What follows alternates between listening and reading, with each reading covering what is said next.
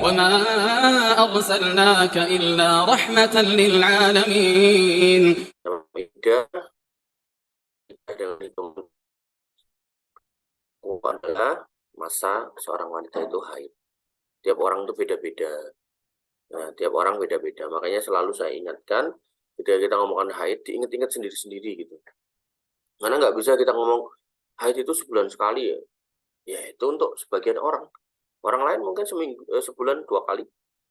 Atau mungkin 2 bulan sekali. Nah, maka diingat-ingat. Nanti yang laki-laki ini juga gitu. Mau dengar haid terus. Wah, gak penting ah, saya kan nggak haid. Loh, nanti istrimu, ibumu, kakakmu, adikmu yang perempuan, anakmu perempuan, haid. Jadi ya seorang laki-laki juga perlu belajar soal haid gitu. Belajar haid bukan berarti terus pengen ngerti haid itu kayak gimana, nggak sampai ke sana gitu. Nggak sampai ke sana, nggak usah sampai ke sana. Kita lebih soal teknisnya, bagaimana bersuci, bagaimana kemudian mensifati dan seterusnya, termasuk urusan terkait dengan iddah. Itu ada fikih tentang darah haid karangan Syekh Al-Utsaimin rahimahullah. Iddah dengan hitungan kuruk adalah haid. Ini pendapat Ibnu Mas'ud, Mu'ad radhiyallahu anhuma, Imam Abu Hanifah, Ishaq dan Imam Ahmad rahimahullah. Ada beberapa kondisi yang menjadikan seorang wanita beriddah dengan hitungan kuruk, yaitu wanita yang telah dijimai suaminya yang pertama, lalu dijatuhi talak dan ia masih mengalami haid, maka iddahnya adalah dengan 3 kali haid. Artinya ketika ada seorang perempuan ya kan mentalak istri pada saat haid kan nggak boleh. Haid dengan haid di jedanya ini ketika digauli suaminya, maka nggak boleh diceraikan. Maka cerainya setelah suci, setelah ini. Jadi suaminya tahan dulu, jangan diapa-apain istrinya, baru setelah yang ini nih, kan 2 nih, ketok raid. Nah, ketok ya. Nah, 1, 2, nah begitu ya. Setelah yang kedua ini nih, nah sebelahnya sini, nah, jangan digauli, sejak di sini jangan digauli, ya kan? Maka begitu kemudian dicerai di sini, maka ditambah 3 kali suci. 1, 2, 3. Ya. Baru kemudian dia bisa nikah lagi. Jadi 3 kali suci itu hitungannya ya setelah dia dicerai, bukan saat dicerai.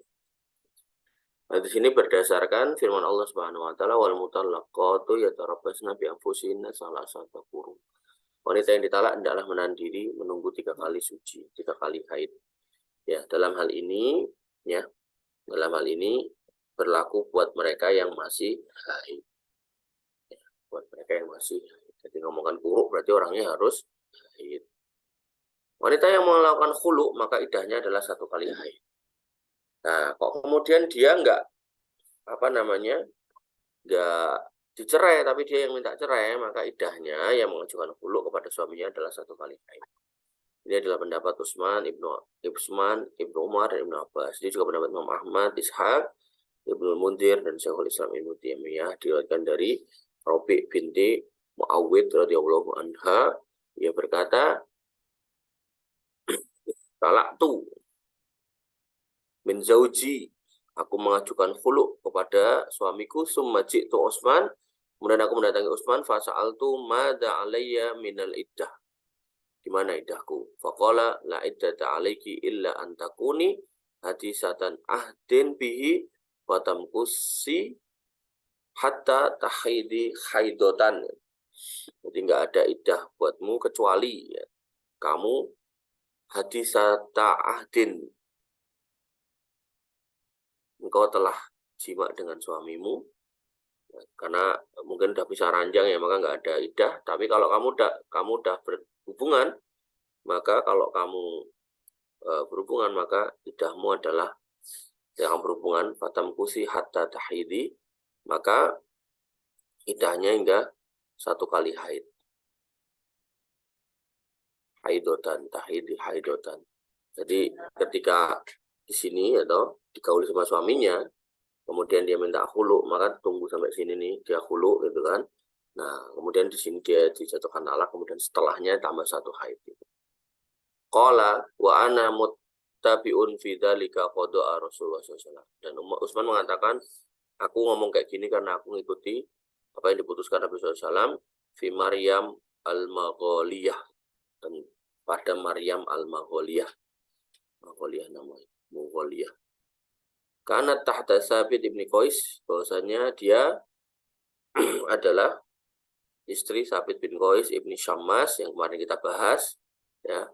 Sabit bin Qais bin Syammas, yaitu sahabat Nabi SAW yang mulia, tapi kemudian apa namanya, istrinya, cintanya tiba-tiba luntur gara-gara dia suka gaul sama temannya yang lebih ganteng. Wah, tala'at minhu, kemudian dia, istrinya itu minta khulu kepada Sabit ibn Qais ibn Syammas. Maryam. Kalau kemarin riwayatnya menyatakan istrinya namanya Habibah. Nggak penting ya, maksudnya nama bisa siapa aja, tapi yang penting case-nya gitu, case-nya. Ya ini mungkin perbedaan perawi atau bisa jadi panggilan beliau ini macam-macam bisa jadi. Ya. Kayak Umaisah itu sama Ummu Sulaim sama aja orang. Gitu. Ngani bidin azani Allah wa iyyakum. Diriwayatkan pula dari Ibnu Umar radhiyallahu anhu, dari radhiyallahu anhu, dia berkata, iddatul mukhtali'ati haidatan. Iddah wanita yang minta khulu adalah 1 kali haid. Jadi sejak dicerai itu tambah 1 kali haid. Kemudian wanita yang dili'an, iddahnya sama dengan wanita yang ditalak. Ini adalah mazhab jumhur ahli fikih. Ayo li'an apa li'an? Oh mas.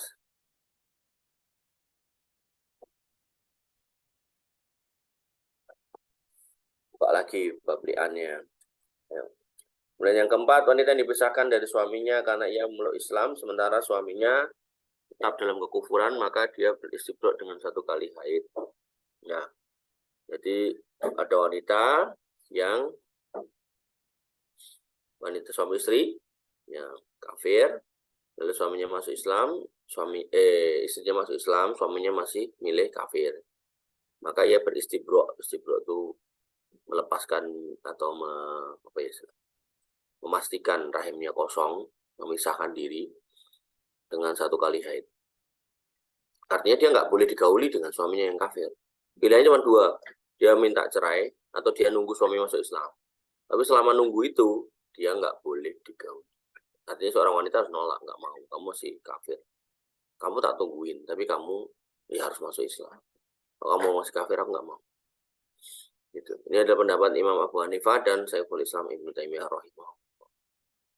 Dan dalam kasus ini banyak wanita itu yang nggak berani megang prinsipnya. Kenapa? Karena wanita-wanita itu nggak mau, atau banyak wanita yang nggak membuat dirinya itu punya value yang lebih gitu.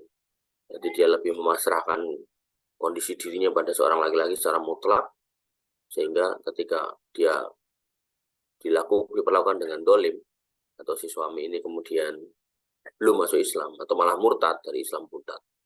Nah, wanita ini bukannya alih-alih mempertahankan akidah, tapi malah ngikut. Ya. Harusnya seorang wanita itu punya value. Kemarin loh, si Habibah, ya, istri Sabit bin Qais bin Syammas, itu wanita yang punya value. Artinya dia dikasih mahar kebun, ya kan. Tapi apakah dia diam diri dengan kebunnya? Enggak, dikelola dengan baik sehingga dia punya kekayaan lebih. Maka begitu kemudian suaminya itu dihulu oleh dia minta supaya kemudian Nabi menceraikannya dari suaminya. Suaminya minta maharnya dibalikin. Bahkan dia nantangin toh apa yang dikatakan. Oh ya, tak balikin, dan bahkan tak tambahin gitu. Itu harusnya seorang wanita. Walaupun kamu dinikahin seorang laki-laki kaya, mapan dan seterusnya, kita nggak tahu hidayah itu ada di mana. Maka sebaiknya ya seorang wanita juga berusaha untuk memandirikan dirinya gitu. Karena nanti kalau terjadi perpisahan dengan sebab apapun, sekali lagi ketika saya ngomong gini bukan berarti mendorong untuk berpisah, enggak ya, tapi lebih kepada namanya probabilitas atau kondisional. Kita nggak pernah tahu apa yang terjadi di hidup kita.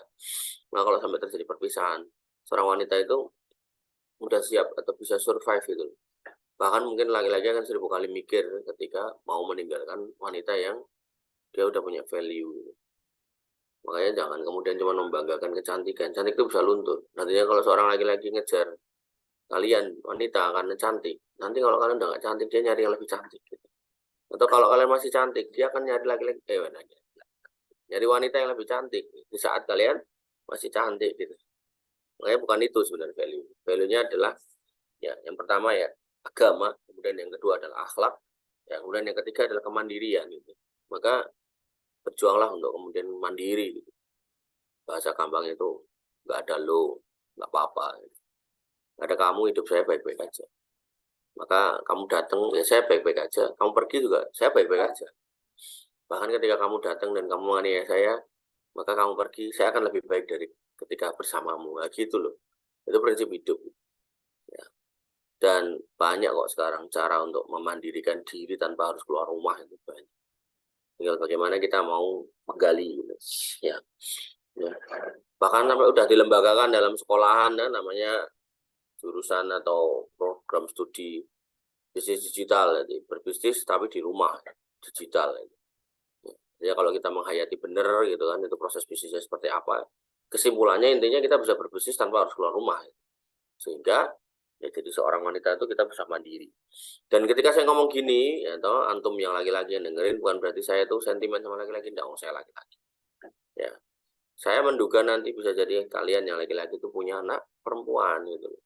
Sehingga itu juga perlu disampaikan. Jangan sampai anak perempuan kita itu kita serahkan kepada laki-laki, laki-lakinya kemudian jadi jelek, kemudian dia bertahan dengan laki-laki itu. Naudzubillah, alasannya karena kalau nanti pisah dengan dia nggak bisa nyari makan. Nggak kayak gitu cara mikirnya. Nantinya kalau emang ada sebab-sebab di mana seorang laki-laki ini sudah tidak punya fungsi yang baik, nggak bisa ngayomi, nggak bisa cukupi, nggak bisa menafkahi, nggak bisa menjaga, nggak bisa jadi imam yang baik gitu kan. Maka buat apa bertahan dengan laki-laki seperti itu? Ya kasih kesempatan silakan, kasih peringatan silakan, ya, kasih masukan silakan. Tapi kalau tidak digubris, bahkan naudzubillah sampai murtad, kemudian anak kita kok ngikut, ya, orang tua juga bertanggung jawab. Makanya yang harus kita pahami adalah kita lihat nih anak-anak kita ini dalam rumah tangga seperti apa, baik-baikkah, aman-amankah, dengan cara kita kunjungi. Oh kok suaminya udah mulai, agamanya udah mulai ditinggal, udah jarang sholat gitu kan. Nah ini udah mulai nih, hati-hati perlu dipahami, hati-hati perlu dikontrol, hati-hati perlu dikasih masukan, jangan sampai kebablasan. Wallahu ta'ala alam. Kemudian yang kedua, iddah dengan hitungan bulan. Jadi kalau tadi yang masih haid maka dihitung kuruknya 3. Adapun yang lain itu bisa dihitung dengan cara hitungan bulan. Siapa itu? 1, wanita yang ditalak oleh suaminya yang dia itu sudah tidak haid, baik karena belum haid atau karena sudah tidak haid. Ya. Ternyata yang dinikahi ini seorang gadis muda gitu kan, gak haid-haid, udah umur 17 gak haid, dinikahkan umur 16, belum haid kan. Nah maka ketika dicerai masih belum haid, atau kemudian dicerai dalam kondisi sudah nggak haid, menopause, maka iddahnya dihitung bulan, yaitu berapa? Diasumsikan 1 kali haid itu 1 bulan, maka 3 kali suci itu 3 bulan setelah diceraikan. Jadi waktu diceraikan itu nggak dihitung, ditambah 3 bulan. Nah, jadi ini skemanya hampir sama dengan haid, artinya haid itu diasumsikan sebulan sekali, maka begitu dia nggak haid atau belum haid, maka dia digunakan waktu 3 bulan. Ya, jadi kalau nanti kamu naudzubillah ya ketemu seorang teman atau saudara yang udah cerai gitu kan, baru 2 bulan kok mau nikah gitu kan, maka tanyakan sama dia, apakah ya kan, apakah haidmu sebulan lebih dari 1 kali atau 2 bulan itu udah lebih dari 3 kali. Kalau dia jawab iya, maka dia boleh nikah. Kalau dia jawab saya pun belum haid atau saya udah nggak haid, maka kamu bilang harusnya 3 bulan sejak kamu dicerai gitu. Tambahannya gitu. Jadi jangan buru-buru, karena nikah di saat iddah itu juga nikah yang rusak itu, sehingga tidak sah pernikahan. Sebagaimana firman Allah Subhanahu wa taala, "Wallahi isna minal mahidi min nisaikum in irtabtum fa iddatuhunna salasatu asyhurin wallahi lam yahid." Dan wanita-wanita yang tidak haid lagi menopause di antara wanita-wanita kalian, jika kalian ragu tentang masa iddah, maka masa iddah mereka adalah 3 bulan. Dan begitu pula wanita yang belum haid. Ya. Jadi yang haidnya meragukan itu kan, kadang ada yang haid itu cuma sehari 2 hari gitu kan, dan juga yang haidnya lama banget gitu kan, maka bisa dihitung dengan hitungan 3 bulan. Wallahu ta'ala alam. Kemudian yang kedua, wanita yang ditalak dalam keadaan mustahadoh, yaitu dia mengalami istihadoh, darah tapi bukan haid gitu. Nah ini termasuk wanita yang mutahayyiroh, yaitu dia bisa membedakan mana haid dan mana bukan, maka iddahnya selama 3 bulan. Jadi darah haid itu darah yang keluar setiap bulan. dengan periode waktu yang hampir sama bulan satu dan bulan yang lainnya. Walaupun nggak beraturan, ada yang awal bulan, ternyata bulan depannya minggu kedua, bulan depannya lagi minggu ketiga, gitu kan. Nah, maka ketika nggak beraturan, berantakan, ada yang seminggu, ada yang 10 hari, ada 9 hari, satu orang nih padahal, dari mulai terminnya, panjangnya nggak beraturan, dari mulainya atau waktu terjadinya juga nggak beraturan, ya. Maka caranya gimana? Caranya dibikin rata-rata. Oh, bulan 1 7 hari, bulan 2 8 hari, bulan 3 9 hari, bulan 4 ya toh. Bulan 4 misal 6 hari gitu kan. Nah, maka dibikin rata-rata tuh 6 sampai 11 gitu kan. 6 tambah 7 tambah 8 tambah 9 tambah 10 tambah 11 gitu kan. Nah, itu tadi berapa? 5. Itu total terus bagi 5. Ternyata ketemunya misal ya 7,7 gitu. Berarti itu dibulatkan aja jadi 8. Artinya, kamu berpemahaman ketika haidmu itu lebih dari 8 hari, maka hitung haidmu itu cuma 8. Kalau haidmu kurang dari 8 hari, artinya cuma 5 atau 6 hari, setelahnya benar-benar bersih, maka ya udah selesai haidmu. Kadang ada orang yang pakai kayak gini, terus pas haidnya kurang dari 8 hari, terus dia, berarti aku masih haid 3 hari lagi nggak sholat, ngawur. Ya, jadi begitu udah dicek benar-benar bersih, sekali lagi benar-benar bersih, gitu kan. Sampai dalam kitab fikih itu diminta untuk digunakan tisu atau kain itu untuk ngecek gitu kan. Oh, udah benar-benar bersih, nggak ada apa-apanya ya sudah gitu, walaupun kurang dari 8 hari. Tapi kalau lebih panjang dari 8 hari, maka ambil 8 harinya. Ambil 8 harinya. Nah, kalau nggak beraturan ya, tapi kalau beraturan alhamdulillah. Biasa awal bulan dan cuma seminggu. Wah, udah seminggu udah. Nah, kalau lebih dari termin biasanya, maka sisanya ini adalah dianggap darah istihadah. Nah, syukur-syukur nih, wanita nggak beraturan haidnya. Ada yang 5 hari, ada 6 hari, 7 hari, 8 hari, gitu, 9 hari. Bahkan setiap bulan itu beda dengan bulan yang lainnya. Tapi dia tahu benar gitu loh, kenal benar kalau darah haidnya itu modelnya kayak gini. Misal hitam, atau kuning pekat, atau merah pekat, atau apalah gitu. Tapi kamu udah titen benar gitu loh, kalau ini tuh darah haid saya. Gitu. Nah, maka itu kalau itu terjadi, ya itulah haid kamu. Walaupun nggak beraturan. Nah, di sini makanya dikatakan mutahayyirah gitu, yaitu yang bisa membedakan antara darah haid dengan istihadah. Ya. Yang tidak mampu, maaf. Nah, maka kalau tidak mampu membedakan, maka idahnya adalah 3 bulan. Tapi kalau mampu, maka idahnya 3 kali suci. Ini adalah pendapat jumhur ulama dari kalangan Hanafiyah, Syafi'iyah, dan Hanabilah. Ini lagi ngomong ke darah haid loh, enggak jomumet. Nah, ini ngomong ke warisan tambah ruwet meneh. Ada angka-angkanya, ada porsi-porsinya gitu kan. Ini baru ngomongan darah haid dan idah gitu.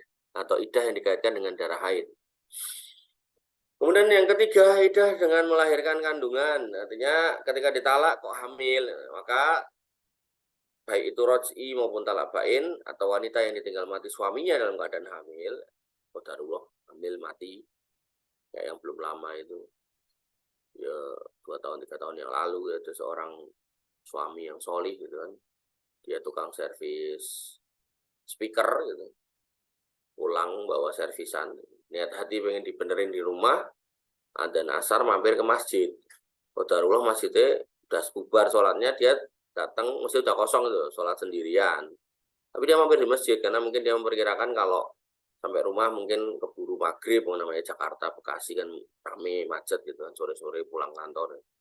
Sholat di masjid, keluar dari masjid, nggak ada orang, nggak ada saksi pas datangnya, nggak ada pas pulangnya juga nggak ada yang lihat gitu kan. Nggak ada yang lihat dalam artian dia datang bawa apa, pulang bawa apa gitu loh, nggak ada yang ngecek gitu. Dikiranya nyolong ampli sama speaker, diteriakin orang maling, digebukin, dibakar sampai mati. Istrinya di rumah hamil gitu. Maka entah hamil entah bayi gitu. Maka ada aja kasus-kasus kayak gitu ya. Jadi istri yang ditinggal mati suaminya dalam kondisi hamil, maka idahnya adalah sampai melahirkan. Ya, ditunggu bayinya melahirkan. Jadi buat kalian yang sudah ngenteni ya, sabar sampai dia melahirkan. Waduh kedesian, terus tak tunggu rondomu. Ya. Gitu suaminya meninggal, dia hamil, ya stop dulu, jangan kemudian santai nih suwe, mumpung ini bojone wis mati, kok daripada kedisian wong liya meneh. Nah, akhirnya setan bisikin terus. Akhirnya dinikah waktu hamil. Nah, nikahnya nggak sah. Apa hubungan suami saya jadi zina. Ya nggak bisa ya, jadi tunggu sampai hamil, sampai selesai melahirkan. Hal ini berdasarkan firman Allah Subhanahu wa taala, wa ulatul ahmali ajaluhunna ayyadna hamlahunna. Dan wanita hamil maka idahnya adalah sampai mereka melahirkan. Intinya kalau kamu mau nikahi janda, randa-randa itu, kamu cek kalau perutnya itu besar karena hamil, bukan besar karena buncit ya, besar karena hamil, maka hentikan langkahmu dulu sampai dia melahirkan. Kalau kamu takut keduluan, ngomong sama walinya atau ngomong sama yang bersangkutan, saya ngantri nomor 1, nah, gitu ya. Saya ngantri nomor 1, biar kemudian dia nggak buru-buru nyari yang lain. Atau kalau kamu udah ngomong gitu kok dia kemudian nikah sama yang lain, berarti memang kamu nggak dihendaki sama yang bersangkutan. Yang dia punya kriteria yang lain dan itu bukan kamu. Kemudian yang keempat, iddah karena wafat. Wanita yang ditinggal mati suaminya dalam keadaan nggak hamil. Kalau tadi itu hamil, maka ya, baik ia telah dijimai suaminya atau belum, baik itu masih kecil atau sudah dewasa, maksudnya sudah haid atau belum, gitu kan, maka idahnya adalah 4 bulan 10 hari. Pokoknya kalau tinggal mati, asal nggak hamil 4 bulan 10 hari. Bagaimana firman Allah Subhanahu wa taala, walladzina yutawaffawna minkum, ya, dan orang-orang yang meninggal di antara kalian, wa yadharuna azwajan, dan meninggalkan istri-istri, yatarabbasna bi anfusihinna, hendaklah mereka menahan dirinya arba'ata ashurin wa ashron, 4 bulan 10 hari. Seorang wanita yang ditinggal mati suaminya selama masa iddah, ia harus berihdad, berkabung. Caranya gimana? Berdiam diri di rumah suaminya dan tidak menggunakan sesuatu yang dapat mendorong pada jima. Jadi jangan pakai parfum, jangan nonton film-film yang membangkitkan gairah. Ya walaupun tanpa adanya kematian seorang suami, kita ya udah nggak boleh gitu kan. Apalagi pas suami mati. Kemudian jangan jangan perlu nggak usah bermedsos. Kadang di medsos kan ada orang nge-share tips agar memuaskan pasangan, nah gitu-gitu kan. Nah ini marai galau orang-orang yang tinggal mati suaminya. Padahal dia harus sabar 4 bulan 10 hari. Sehingga wanita yang berihdad tidak diperbolehkan untuk pakai celak tuh, satu. Celak, wangi-wangian, parfum. Parfumnya menambah gairah gitu-gitu. Dan tidak boleh untuk menggunakan perhiasan. Pokoknya sesuatu yang mengundang orang lain atau mengundang dirinya untuk membangkitkan gairah hubungan seksual itu tidak diperbolehkan. Hal ini sebagaimana hadis dari Ummu Atiyah radhiyallahu anha, bahwasanya Rasulullah bersabda tentang wanita yang berihdad, la tahilu wala tamassu tiban, tidak boleh pakai celak dan tidak boleh pakai wangi-wangian. Nah, sebelum kita masuk di perpindahan masa iddah, panjang juga ini, kayaknya mungkin ditunda aja buat besok, panjang nih, buat besok aja. Nah, berarti kesimpulannya, masa iddah itu ada 3. 1, apa Mas Angga? Dia bersih Mas Eko. 1,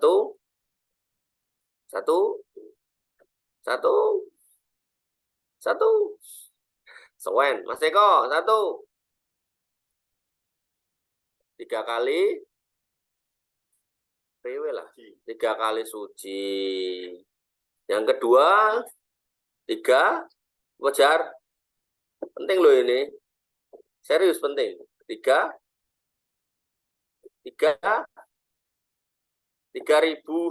Iya, 3 bulan. Yang ketiga, apa Habibi? Itu ngantuk kopi itu. 4 bulan 10 hari. Ulangi Mas Eko. 1, 3 kali suci. 2, 3 bulan. 3, nah ya, 2 3 bulan. Yang nomor 3, 40 hari. Kok ngarang? 4 bulan 10 hari. Yang 3 kali suci buat mereka yang dicerai masih haid. Oke. Yang 3 bulan buat mereka yang dicerai dalam posisi sudah nggak haid atau belum haid, berarti muda banget atau sudah tua. Gampangnya gitulah. Kemudian yang ketiga, 4 bulan 10 hari buat mereka yang apa? Apa? Yang ditinggal mati suaminya. Nah, tambahannya yang keempat, buat yang hamil, maka idahnya sampai apa? Melahirkan. Artinya kalau misal dia udah hamil 9 bulan, terus suaminya mati atau dicerai suaminya, ya jenenge orang hamil itu kan sok emosinya naik turun. Nah, kebetulan ini suaminya baperan itu kan. Oh, mas kamu kalau ngerasa kayak orang hamil yang beneran punya apa emosi yang naik turun tuh, kalau nggak sabar tuh kamu mungkin bakal menyerah. Udah mandi suruh mandi lagi, ya toh? Sabunnya suruh ganti. Wah, bayangkan ya. Untung banyunya rada anget, banyunya adem ning gunung gitu lah masuk angin. Masuk angin ro karan gelem ngeroki ya gitu. Pengalaman Mas, ya kira-kira lah. Ya, kamu kalau nggak sabar baperan gitu kan, wah dicerai itu istrinya, padahal hamil 8 bulan atau mungkin hamil 9 bulan, entar lagi mau lahiran gitu. 9 bulan jalan ya, cerai. Nah, berarti begitu lahiran ceprot 10 hari atau kan 10 hari tuh. Nah, 10 hari nah, terus dia menikah boleh. Ya, maka ya itu yang harus kita pahami ya. Ini penting nih, karena kalau nggak berkait dengan kita, ya mungkin berkait dengan saudara perempuan kita, tetangga kita, teman kita, terus siapa lah.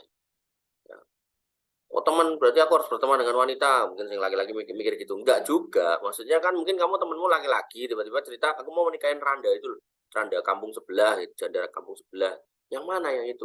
Loh, dia baru cerai kemarin kok, seminggu yang lalu kok kan, kawin ini itu lah. Ya kan bojone mati, lah nek mati justru tambah suwe 4 bulan 10 hari. Loh, bojone mati, lah kayak meteng lho, metenge kayak koyone lagi 3 wulan 4 wulan itu. Berarti ngenteni nganti lahiran gitu loh. Ya, ilmu itu penting gitu loh untuk meluruskan orang-orang agar enggak cuman apa, kejar-kejaran dengan nafsu aja gitu. Ya.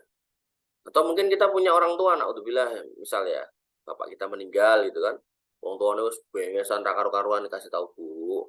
Bapak niku nembe sedo pramila nggih panjenengan ampun dandan kados mekaten nika. Lha kok ngono apa? Niku mboten angsal. Anggene agami kita mboten angsal. Oh, engko aku dadi elek. Lah justru niku mungkin nek jenengan ketok ayu, engko terus enek sing ngoyak-oyak ngejak kawin, ngejak rabi. Nah, mungkin nek panjenengan terus doyak-oyak terus jenengan pengen rabi, sedangkan masa idah panjenengan niku 4 bulan 10 hari lah, ngoten niku mboten angsal, ngoten niku dosa. Nah, itu perlu diluruskan.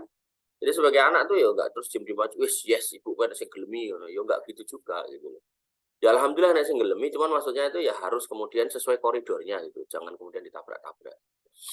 Wallahu taala alam. Demikian yang bisa kita sampaikan dan kita diskusikan. Kurang lebih mohon maaf. Assalamualaikum warahmatullahi wabarakatuh. Assalamualaikum warahmatullahi wabarakatuh.